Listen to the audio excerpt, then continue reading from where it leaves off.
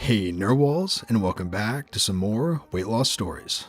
Only a small percentage of our viewers actually subscribe.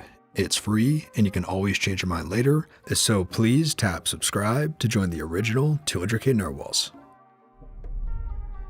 When I stopped trying to follow famous diet advice and started making my own rules within Seco, my life changed. I've been trying to lose weight my entire life through different programs. Sometimes I'm more successful than others, but usually I lose about 20 pounds and then give up. This time though, I've stuck with it and I've lost over 40 pounds and I'm still feeling super motivated. For the first time in my life, it doesn't feel like a diet and it actually feels sustainable. I'm doing calories in, calories out, but I've added in a few changes from my past diets that have made all the difference in the world to me this time around. My favorite thing about Seco is that it's just basic math, so it's adaptable to everyone's individual lifestyles and choices. After years of reading books and magazines that tell me exactly how I should be dieting and then failing miserably, here's some of the personal, less traditional changes I've made for me that have changed my life. 1. I've stopped eating breakfast. For me, I hate breakfast. I've been this way my entire life. I'm never hungry in the mornings and don't even think about food until lunchtime. When I'm not dieting, I never have breakfast. I usually start eating around 12 to 1 p.m. But for some reason, every time I start a new diet, I think, okay, I'm dieting and society says that breakfast is the most important meal of the day, so it's time to force down 300 calories of oatmeal every morning. Why? It made me miserable. I never enjoyed it, and it just felt like wasted calories to me. And it was. This time around, I decided I wasn't going to force breakfast on myself. And now I have my coffee in the morning and start eating at lunch. Not only am I much happier, but I have more calories to spend later in the day, and I'm losing weight. And 2, I've stopped eating calories that I don't enjoy. When I think of healthy food choices, I think of yogurt, granola, egg whites, kale, fish, oatmeal, smoothies, etc. I don't like any of those foods, and yet I would always force myself to eat them because they're healthy and I'm dieting. And this time, I let myself eat whatever I want so long as it's in my calorie range. Now, it doesn't mean that I'm always eating crap. I love chicken, beef, broccoli, potatoes, bell peppers, quinoa, etc. I'm just not forcing down superfoods that I don't enjoy. This also comes into play when I'm having treats. If I don't really want it, I won't bother with it, and I'll save my calories for something that I really want. Example, the other day my roommate was making waffles and offered to make me one. I like waffles, who doesn't, but they're not my favorite, so I decided to pass because it's not something that I really want. Literally that same day at work, someone brought in donuts, which are my favorite food in the entire world. And so, did I have one? Hell yes, and I enjoyed every bite. In the past, I would have just eaten everything, and it's such a big step for me to be a bit more mindful of whether or not I actually want what I'm eating. And 3, I stopped trying to force myself to love salads, and I found a new way to love veggies. I just don't like salads. Never have, never will. It's just not my thing. In the past, I would always force myself to eat salads, or to at least have a salad on the side, and I hated it. Now, I never force myself to have salads, but I've learned that I love roasted veggies. Throw literally any veggie on a pan in the oven with some salt and olive oil, and OMG, it's so delicious to me. So I've been doing that instead, and I'm getting tons of veggies in and enjoying the salad-free life. And this girl has not touched one salad this entire diet, and I'm down 40 pounds, y'all.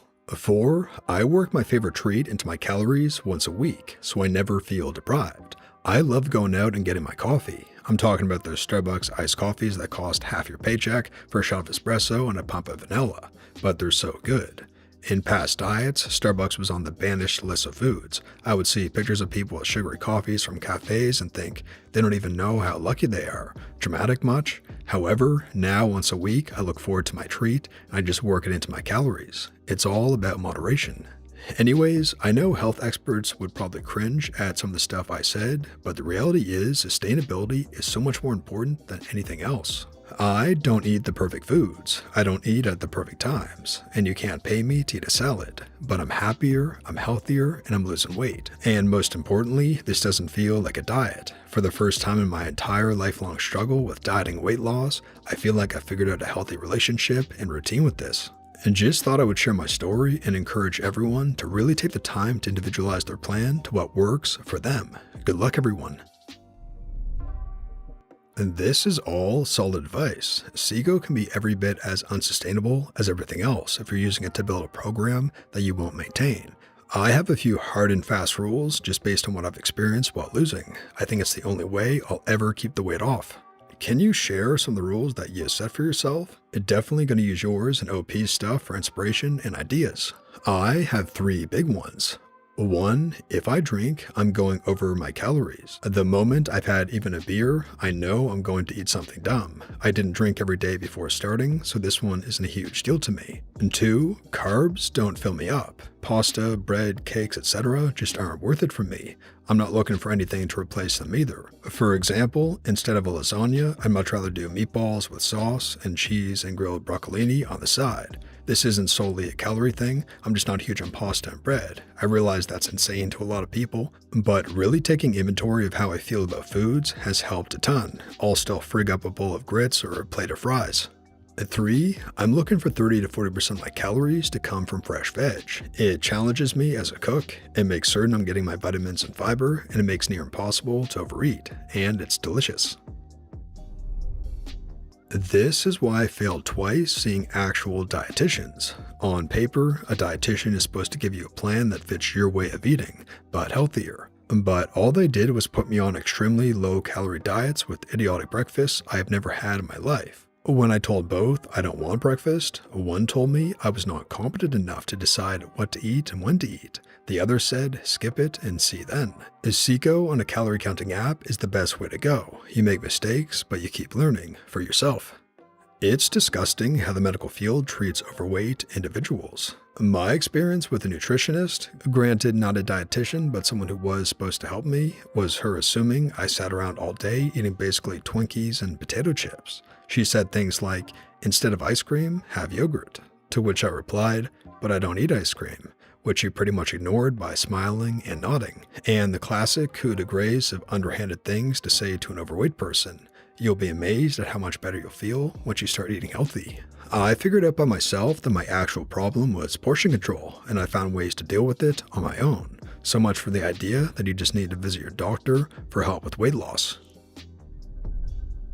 This is literally the way. I lost my weight 10 years ago and I've kept in great shape with this concept. It's really similar to personal finance. You have about 2,000 calories to spend each day, and you need to spend them in a way that keeps you lean, only 2,000 calories. You can overspend, but you need to pay it back. Conversely, you can put calories in the bank with calorie deficits if you want to splurge with calories on vacation and holidays. It keeps you relatively healthy. You can spend 600 calories of lunch with a massive Starbucks muffin or 3 Subway cookies, or you can have 2 poached eggs and bacon on toast. The latter will make you feel better and fuller during the day, but the other 2 will make you fatter. It keeps you sane. My favorites are Chick-fil-A, about 800 calories. If I want to squeeze that into my calories, it just means cutting into the snack budget or eating a smaller breakfast, lunch, and that's easy. The best part of your situation is when you reach your goal weight, suddenly you'll have a lot more calories to spend. That could mean that you could work that Starbucks drink into your everyday routine, if you really wanted to, lol. The vast majority of people who don't believe in Seiko or can't comprehend it will be blown away and assume you secretly had chicory or something. Such is the superpower that is Seiko. There is so much truth to this. I also hate cooking these days because I have some really weird food intolerances, which mean that making a full meal isn't really an option. So my twist is that I don't bother with meals. If I'm hungry, I eat a thing that fits my calorie goals and tolerances. And if that thing happens to be frozen or pre-processed, well, that just makes logging the calories a lot easier. The last time I tried to lose weight, I tried to do it following the popular goals of healthy, whole foods, well-balanced meals, and that just doesn't work for me. So now I'm starting over yet again, and this time I'm just eating what works for me, and not worrying about judgment from other people. Same, literally everything you said. I think you're my spirit animal. I have found that I seem to do much better forcing myself to eat breakfast, but we are all different and should figure out what works best for us. I have similarly never eaten breakfast, and I really don't get hungry until around 11 a.m. or so. The problem I found is that by the time 11 a.m. rolls around and I'm feeling hungry, work is often in the way. So by the time I can actually eat, all I care about is shoving down convenient food quickly, and it usually results in abandoning my planned meal and going for something quick and easy, and usually that means eating too much as well. Lately, I've been planning a 300-calorie breakfast to eat between 8 and 9 a.m. and find it really helps me. I eat some overnight oats or make a quick 2-egg omelet usually. This has helped keep me from getting too hungry by lunchtime, which in turn makes it easier to stick to my planned lunch and not overeat. The key for me seems to be not letting myself get too hungry before I eat. I think if you can manage that without breakfast, it's fine. But I'm working at home for a company in a different time zone, and I rarely get well-timed lunch breaks, so I think I have to try and keep ahead of the hunger.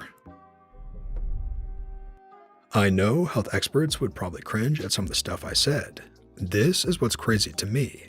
Everything you said is reasonable and driven by a desire to enjoy food while losing weight in a way that is sustainable for you. Experts and regular Joe Schmoes always have something to say about how people lose weight, but it's so rare that these people think long term. Sure, I can alter my diet to cut 20 pounds really fast, but where does that leave me? If sustainability is not part of the process, you cannot expect to maintain results, and sustainability looks different for everyone. Good for you for finding what works for you and sticking to it. Keep at it.